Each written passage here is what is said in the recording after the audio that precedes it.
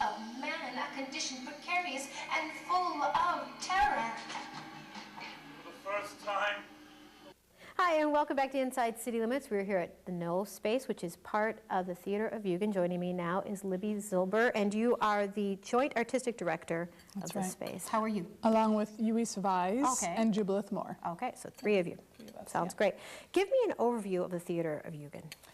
Well, Theater of Yugen was founded in 1978 by Yuriko Doi, who's a native of Japan, and she wanted to introduce the Japanese theatrical forms of No and Kyogen to American audiences by bringing them and incorporating them into Western works. So I understand you have some upcoming performances happening on July 7th. Can you tell me a little bit about those performances and what's the name of it? Yeah, it's one big performance. It's called the Cycle Plays, but it is made up of 5 plays plus an opening ritual that will happen over the course of the day at the Project Artaud Theater.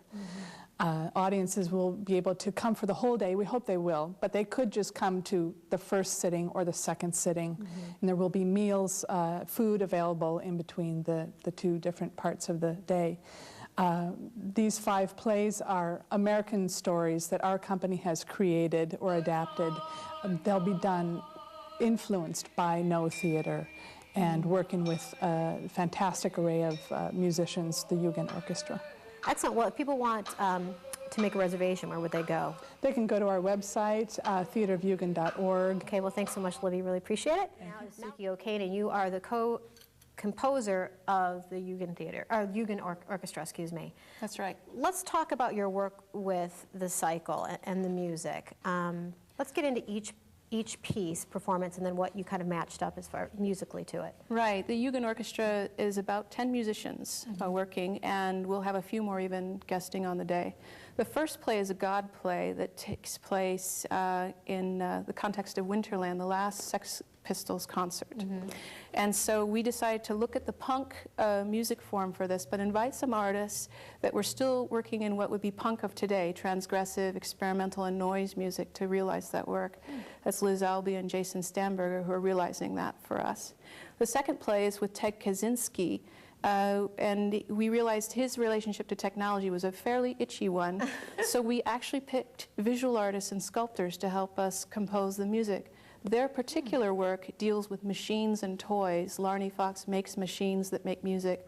Lexa Walsh uses toys to make music. She's the founder of Toykestra.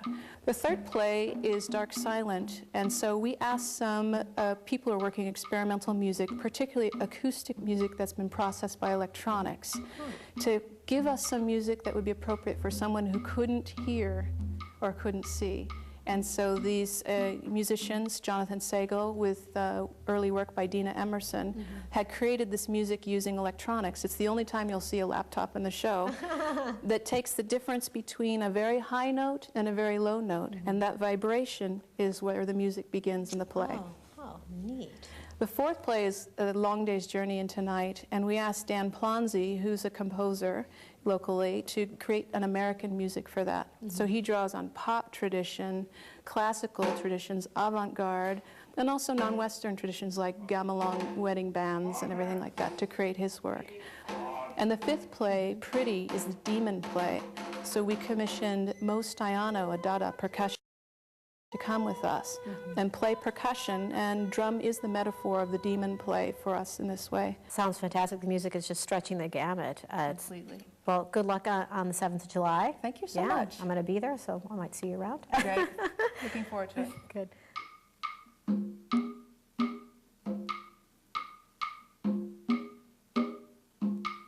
Welcome back to Inside City Limits. We're still here at the No Space. Joining me now is Alan Whitman, and you're a co-composer of the Yugen Orchestra, and you've got a big hand on the cycle performance happening. So let's talk about your work in the cycle. We talked about a little bit off camera that you're dealing more with the macro than the micro aspects of composing for this. Well, sure. I mean, it's an easy way to avoid being specific.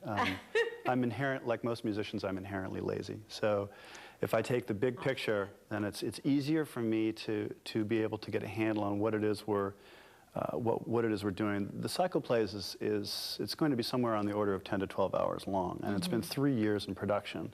And it's the musicians, of which I am one, are all American musicians, and we're working with an American theater company, but that is working in a 7 centuries old tradition, and they've adapted that tradition to their uses here, informing that tradition with Western themes.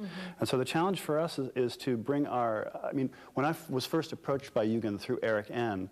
to do this work, and I looked at what traditional no was, I wrung my hands. I said, there's no way I can do this. If you want this, I am not your person. And they said, no, we want you to bring to the table what it is that you do naturally and inform that into into our form. And so that's what we've done over 3 years of workshops.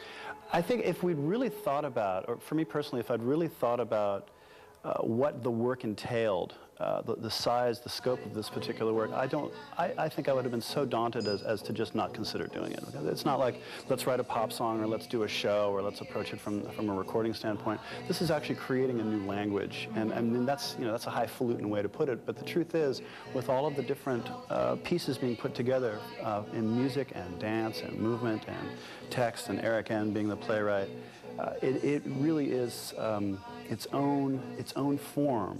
Well, good luck with 777. You know, when a That's a person lucky says to me, day. good luck with that, I'm like, Yeah, it's a lucky day. It's a lucky day. Yeah. Now we're going to go from composing music to listening to.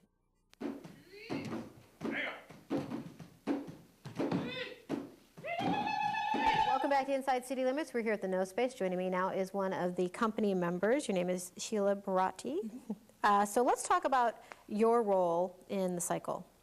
Well, I am an actor in the cycle plays, and that means I'm in all 5 plays. So you'll see, I think Libby said, same 6 actors for all 5 plays performing. Our first play is the God play, and it is called Winterland. It is about 2 young girls who sneak out of their house and try to go see the Sex Pistols play at Winterland. Well, the second play is, it's called Letters from a Small House, and it's about the Unabomber. It falls into the category of the warrior play. And in that play, I am more or less chorus, so I am doing a lot of the singing and describing of the action. Third play is called The Dark Silent, and it's about Helen Keller, and it sort of tells the story of her life, in that she was born and she actually lost her sight and her hearing through sickness as a small child.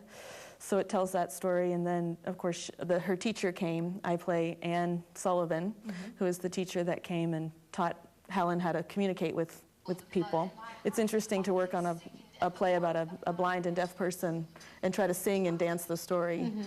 Then our fourth play is the 4th act of A Long Day's Journey into Night, and in that play I'm mostly just chorus, doing a lot of singing on the side, and it's a story about a family, a rather dysfunctional family. So then the 5th play, and the last play. The 5th play is the demon play. It's called Pretty, and it's the story of a young girl who gets abducted and murdered, and then we take it a step further and show how she ascends after her murder, and the murderer is left behind. You know, And what role are you playing in that? I am playing the young girl who is abducted and murdered and then dances away. So Sounds like ghosts kind of are sort of strung all the way through these. there's a lot of, in the tradition of No, a lot of the time the main character comes back as a ghost. So there's a lot taking place on a different level. You know, it's not, you're not necessarily coming to see a play that's about a slice of life. You're kind of coming to see someone's memory of a slice of life, or someone's retelling of someone else's memory of, you know, a slice of life. Yeah, it's very out of this world, and they say that It sounds incredibly interesting, and the best of luck to you with all those performances. Oh my gosh!